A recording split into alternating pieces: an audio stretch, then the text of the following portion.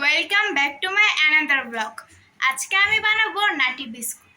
চলো গাইস, কিভাবে আমি নাটি বিস্কুট বানাই। নিয়ে নিব একটা ডিম। এখন এই ডিমটা ভেঙে নিব। দিয়ে দিব চিনি, দিয়ে দিব তেল। এখন হ্যান্ড উইক্সের সাহায্যে সব উপকরণগুলো ভালোভাবে মিশিয়ে নিতে হবে।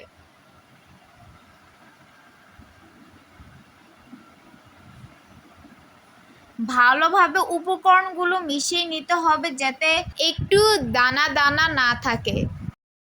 সব উপকরণগুলো ভালোভাবে মেশানো হয়ে গিয়েছে। এখন দিয়ে দিব ক্রাশ করা চীনা বাদাম। নাটি বিস্কুট বানানোর জন্য এখানে বাদাম মাস্ট দিতে হবে। তোমরা চাইলে এখানে যে কোনো বাদাম ব্যবহার করতে পারো। এখন আমি আবারও এগুলো মিশিয়ে নিচ্ছি। এগুলো ভালোভাবে মিশিয়ে নিতে হবে। ভালোভাবে এগুলো মেশানো হয়ে গিয়েছে। এখন দিয়ে দিব 1 কাপ ময়দা। এখন সব উপকরণগুলো ভালোভাবে মিশিয়ে নিব।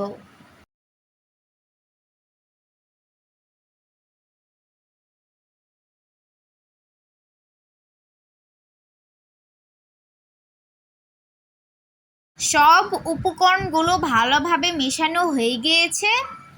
এখন আমি এগুলো বিস্কুটের শেপ দিয়ে দিব। এখানে আমি বিস্কুটের শেপ গোল গোল করে দিয়ে দিব।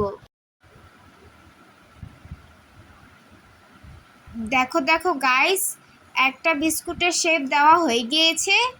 এভাবে করে আমি সব বিস্কুটের শেপ দিয়ে দিয়েছি। তোমরা চাইলে বিস্কুটে কিছু ডিজাইনও করে নিতে পারো। গাইস, তেলটা গরম হয়ে গিয়েছে। এখন আমি বিস্কুটগুলো এক এক করে দিয়ে দিব। বিস্কুটগুলো লাল লাল করে ভেজে নিতে হবে। বিস্কুটগুলো হালকা লাল লাল হয়ে গিয়েছে। আর একটু লাল হলে বিস্কুটগুলো নামিয়ে নেব। বিস্কুটগুলো লাল লাল করে ভাজা হয়ে গিয়েছে।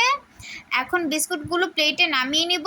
দেখতেই পাচ্ছ বিস্কুটগুলো দেখতে কতটা সুন্দর লাগছে। দেখে তো মনে হচ্ছে বিস্কুটগুলো খেতে অনেক মজা হবে। এখন আমি একটা বিস্কুট ভেঙে দেখাবো বিস্কুটের ভিতরটা দেখতে কেমন হয়েছে। দেখো বিস্কুটটা কতটা মুচমুচে হয়েছে আর ভিতরটা দেখতে কতটা সুন্দর লাগছে। বানিয়ে ফেললাম মজাদার নাটি বিস্কুট। এখন আমি এটা খেয়ে দেখবো খেতে কেমন হয়।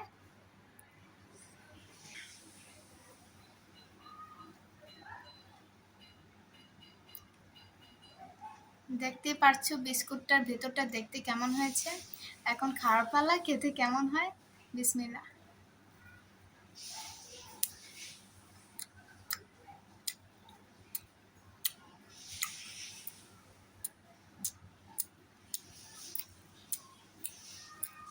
মাত্র ডিম দিয়ে তোমরা এই রেসিপিটা করে নিতে পারো।